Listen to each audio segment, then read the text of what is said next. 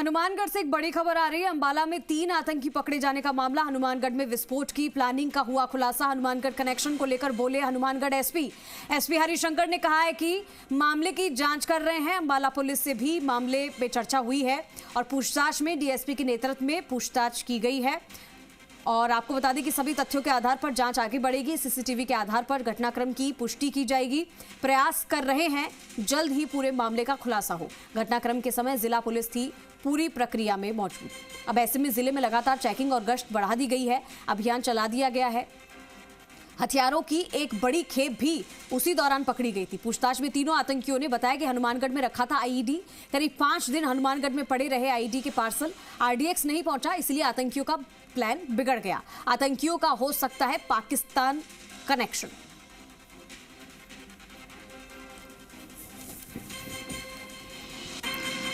तो आईईडी 5 दिनों से हनुमानगढ़ में था, लेकिन ये किसी को भनक तक नहीं लगी। लेकिन आरडीएक्स नहीं पहुंचा, इस वजह से ये साजिश नाकाम हो गई, प्लान बदल गया। प्रदीप हमारे साथ फोन लाइन पर जुड़ चुके हैं, सीधा रुख करेंगे तमाम जानकारी के लिए। प्रदीप, क्योंकि हम इस खबर को लेकर लगातार सुबह से बता रहे हैं और जानकारी जुटा भी रहे हैं, अभी जो तीनों आतंकी पकड़े गए हैं, विस्फोट की जो प्लानिंग में जो खुलासा हुआ था और इसका कनेक्शन हनुमानगढ़ से और पाकिस्तान से लिंक हुआ है, अब क्या आगे मामले में क्या कुछ जांच पड़ताल होगी? पूछताछ कहां तक गई है? क्या कुछ और पता चला है? बिल्कुल, इस पूरे मामले को लेकर है वो हनुमानगढ़ भी पूरी तरीके से हनुमानगढ़ पुलिस है वो गंभीर है। इस पूरे मामले को सूचना मिलते ही जो हनुमानगढ़ एसपी हरिशंकर के निर्देशन में डीएसपी के साथ जो पुलिस की टीमें हैं वो अंबाला की ओर रवाना की गई है। उसके बाद अब वो टीमें हैं वहां पर जाकर आरोपियों से पूछताछ करेगी और उसके बाद यहाँ के जो लोकल कनेक्शन है उसको खंगालने में पुलिस और तमाम जो सुरक्षा एजेंसियां हैं वो जुटी हुई है। इसको लेकर हनुमानगढ़ एसपी ने भी अभी से थोड़ी देर पहले ध्यान दिया है कि पूरे मामले को लेकर है वो पुलिस अलग अलग एंगल से हर तरीके से जांच कर रही है ताकि इस पूरे मामले के अंदर संलिप्त कोई भी आरोपी है वो बचे नहीं। इसको लेकर टीमें रवाना की गई है। तो वहीं दूसरी तरफ बात करें तो जो आरोपी पकड़े गए हैं उनको 7 दिन वहां पर पेश किया गया था। तो उसमें एक आरोपी मेरठ का है तो वहीं एक आरोपी है वो अजमेर का निवासी बताया जा रहा है। तो अब जो पकड़े गए तीनों आरोपी है, तीनों आरोपियों को 7 दिन की पुलिस रिमांड पर भेजा हुआ है। पुलिस रिमांड के दौरान जो आरोपी है उन आरोपियों से और भी खुलासे होने की संभावना है। फिलहाल जो तमाम जो सुरक्षा एजेंसियां जो पुलिस अधिकारी है वो इन आरोपियों से पूछताछ करने में जुटे हुए हैं। जी जो एक आतंकी जो एक पकड़ा गया था, जैसे 3 लोगों को पकड़ा गया है, ऐसे में जो अजमेर का निवासी बताया जा रहा है, ये भी हमने थोड़ी देर पहले बताया था कि उसका परिवार ये कह रहा है कि हमें तो इसके बारे में कोई जानकारी नहीं थी क्योंकि वो मानसिक अवसाद में था, कर्ज लिया हुआ था, इससे वो परेशान था, दबाव में आकर क्या उसने किसी के साथ मिलकर इस तरीके की चीजें की है पैसे के लिए। तो ये सारी बातें उन्होंने बताई है। उससे क्या रिलेटेड क्या समझ में आ रहा है अभी फिलहाल प्रदीप? बिल्कुल, ये आतंक का एक नया मॉड्यूल हो सकता है क्योंकि जिस तरीके से जो आरोपी पकड़ा गया है अजमेर निवासी, उस आरोपी के ऊपर कोई भी किसी तरीके का मुकदमा है वो नहीं है, उसका कोई आपराधिक रिकॉर्ड भी नहीं है।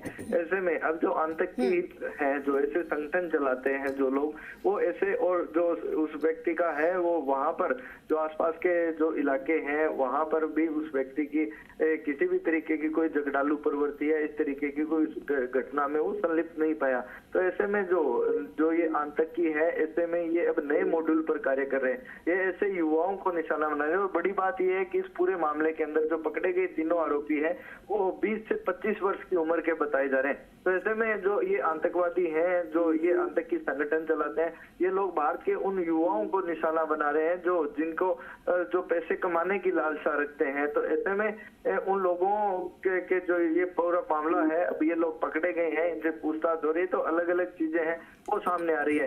फिलहाल इस पूरे मामले को लेकर तमाम सुरक्षा एजेंसियां जांच में जुटी हुई है। राजस्थान पुलिस भी वहां पर गई है और थोड़े हो सकता है कि इस पूरे मामले को लेकर है वो एनआईए की इस पूरे मामले में एंट्री हो, क्योंकि जिस तरीके से पूरा मामला सामने आया है, पाकिस्तान में बैठे लोग हैं वो। और इसमें एक बड़ी चीज एक और भी मैं आपको बताना चाहूंगा, अपने दर्शकों को बताना चाहूंगा कि इस पूरे मामले के अंदर जो बड़ी बात ये सामने आ रही है कि जो पाकिस्तान में बैठा आतंकवादी है वो गैंगस्टर नेटवर्क भी चलाता है और लॉरेंस बिश्नोई गैंगस्टर है, उसके बिल्कुल एंटी बताया जा रहा है। तो इसी बात से भी इनकार नहीं किया जा सकता कि जिस तरीके से ये लोग हैं वो अपना खौफ फैलाने के लिए यहाँ पर इस पूरे मामले को लेकर है वो लोगों युवाओं को जोड़ रहे हैं ताकि वो जो आपस में जो ये गैंगस्टर है वो अपने अपने सिस्टमेटिक तरीके से जो दो गैंगों की लड़ाई और वर्चस्व की लड़ाई है, हो सकता है कि इस पूरे मामले को लेकर वो एंगल भी सामने है, इसी मामले को इसी को लेकर है वो तो पूरी प्रदीप, टीमें क्या हैं, वो संभव जांच है कि और भी लोग जुड़े हो सकते हैं? अभी सिर्फ 3 तक ही पहुंचा गया है, इनके साथ भी और लोग हो सकते हैं? और ये जो कनेक्शन है, क्योंकि पाकिस्तान से निकला है, पाकिस्तान में बैठ के इसकी प्लानिंग हुई है, तो क्या और भी अलग अलग जगहों से कुछ लोगों को पकड़ा जा सकता है क्या संदेह में? जी बिल्कुल, जब इस पूरे मामले को लेकर है वो टीमें पहुंची हुई है और जब हनुमानगढ़ की टीम भी वहां गई है तो संभवतः हो सकता है कि इस पूरे मामले को लेकर है वो एनआईए सहित जो तमाम जो सुरक्षा एजेंसियां हैं उसके साथ साथ जो अन्य टीमें हैं वो इस पूरे मामले को लेकर छापेमारी करे, क्योंकि जो आरोपी हैं वो यहाँ पर हनुमानगढ़ में रुके थे और यहाँ पर आईईडी लेकर रुके थे और आरडीएक्स यहाँ पर नहीं पहुंचा था। तो ऐसे में पुलिस के सामने भी बड़ी चुनौती है, क्योंकि जिस तरीके से जो यहाँ पर आईईडी किसके पास ये लोग रुके थे, किन लोगों ने इन लोगों को पनाह दी और इस पूरे मामले को लेकर ये जांच के विषय है। और जो लोकल में जो लोग हैं, किन लोगों ने यहाँ पर रेकी की, किन लोगों ने, क्योंकि जो प्रारंभिक पूछताछ में ये भी सामने आया है कि जो यहाँ से वीडियो बनाकर संभावित ठिकाने थे जहाँ पर इन लोगों को आरडीएक्स से हमले करने थे, उनकी वीडियो भी बनाकर भेजी गई है। तो अब इस पूरे मामले को लेकर है वो तमाम एजेंसियां इस मामले को लेकर जांच में जुटी हुई है कि आखिर तो यहाँ पर इन लोगों को लोकल में जो जिस तरीके की पनाह मिली है, जिस तरीके से लोकल में इन लोगों के संपर्क में कौन था, उन लोगों को चिन्हित कर हो सकता है कि उन लोगों की भी गिरफ्तारियां बिल्कुल, क्योंकि उनके किसी की मिली भगत के बिना ये लोकल में रहकर ऐसे काम नहीं कर सकते हैं। तो ये भी एक बहुत बड़ी जांच का विषय है। ठीक है प्रदीप, शुक्रिया तमाम जानकारी के लिए।